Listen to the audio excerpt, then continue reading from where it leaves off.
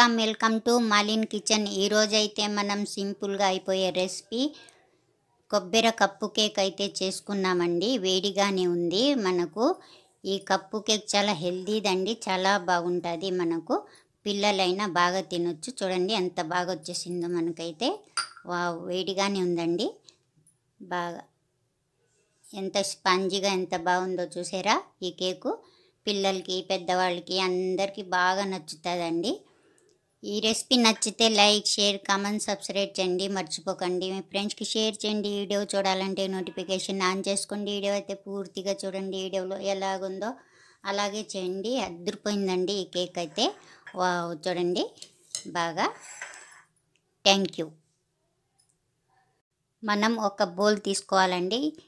తీసుకున్న తర్వాత ఇందులోకి ఒక కప్పు, ఈ కప్పుతో ఒక కప్పు నేను గోధుమ పిండి తీసుకున్నానండి. ఈ గోధుమ పిండి మనం ఈ బౌల్లో వేసుకోవాలి. జల్లించుకున్న గోధుమ పిండి అండి, జల్లించుకొని వేసుకుంటే బాగుంటుంది.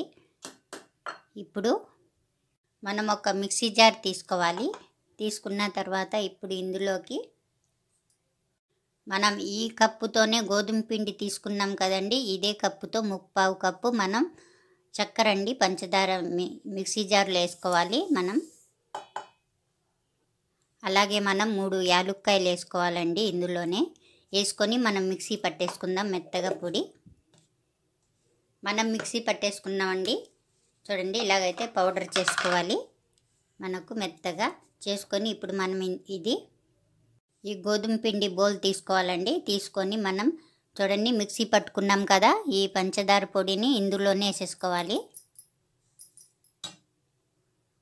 ఇదైతే పక్కన పెడదాం. ఇప్పుడు మనం ఒక కప్పు పచ్చి కొబ్బరి అండి, పచ్చి కొబ్బరి ముక్కలు చేసుకున్నానండి. ఇప్పుడు మనం మిక్సీ జార్ తీసుకోవాలి. తీసుకొని ఈ మిక్సీ జార్లో ఈ కొబ్బరి ముక్కల్ని వేసేసుకోవాలి.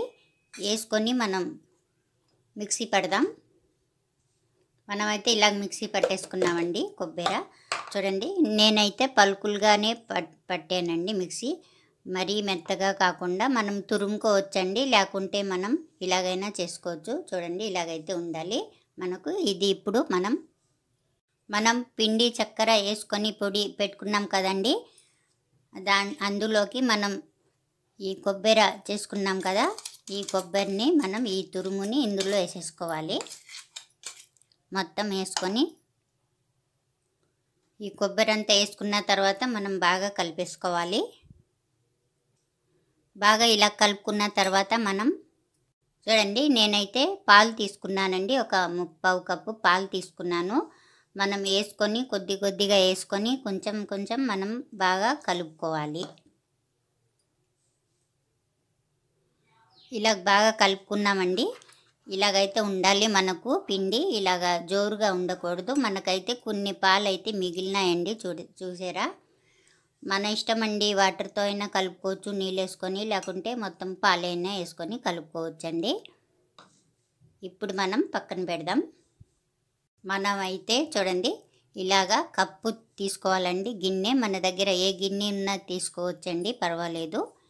మనం ఇప్పుడు ఇందులోకి కొద్దిగా నెయ్యి రాసుకొని గోధుమ పిండి వేసుకొని డస్ట్ చేసుకుందాం.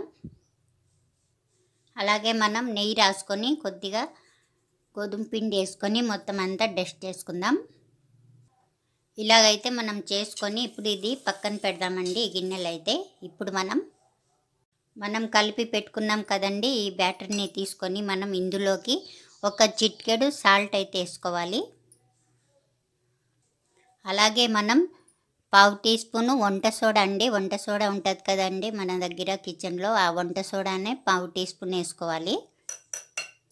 వేసుకొని మనం బాగా ఇలాగా కలిపేసుకుందాం.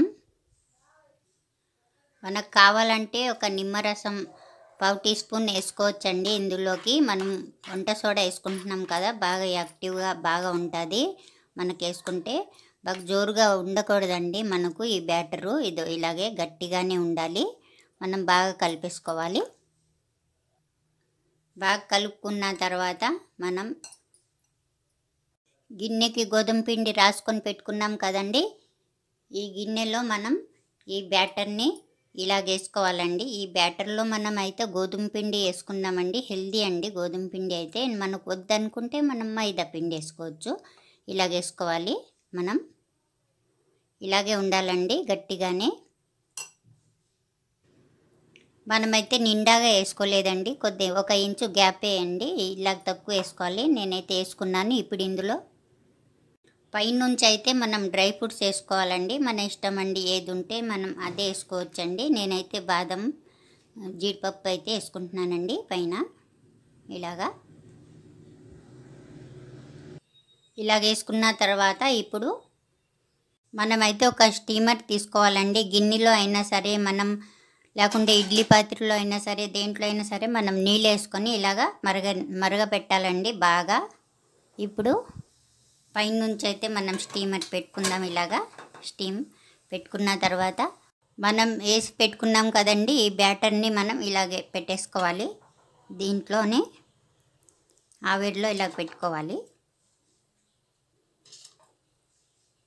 ఇలా బాగా పెట్టుకోవాలి. నాకైతే కొద్దిగా పిండి ఎక్కువ ఉందండి, నేను గ్లాసులు వేసుకున్నాను. 3 కప్పులు వచ్చి ఇలా పెట్టేసుకోవాలి. ఇప్పుడు మనం మూత పెట్టుకుందాం. ఇలాగైతే మనం మూత పెట్టేసుకున్న తర్వాత 20 నిమిషాలు అయితే అయింది మనకు. చూసేద్దాం. వావ్, చూడండి బాగా అయితే అయింది. మనం ఒక డూట్ పిన్ తీసుకొని ఇలా చూసుకోవాలి. చూడండి అన్నీ బాగా సెట్ అయిపోయినాయి మనకు. ఇలా వచ్చి ఏది అంటుకోలేదు చూడండి చెయ్యికి. మనకు అయిపోయింది. మనం స్టవ్ ఆఫ్ చేసుకుందాం. పక్కకు తీసుకుందాం. పక్కకైతే తీసుకున్నామండి, కొద్దిగా చల్లారాలి మనకు. అంతే అండి, రెడీ అయిపోయింది. ఎంతో సింపుల్గా అయిపోయే కొబ్బరి కప్పు కేక్ అయితే రెడీ అయిపోయిందండి. చాలా టేస్టీగా ఉంటుంది ఇదైతే. మీలో ఎంతమందికి నచ్చుతుందో లైక్ చేయండి.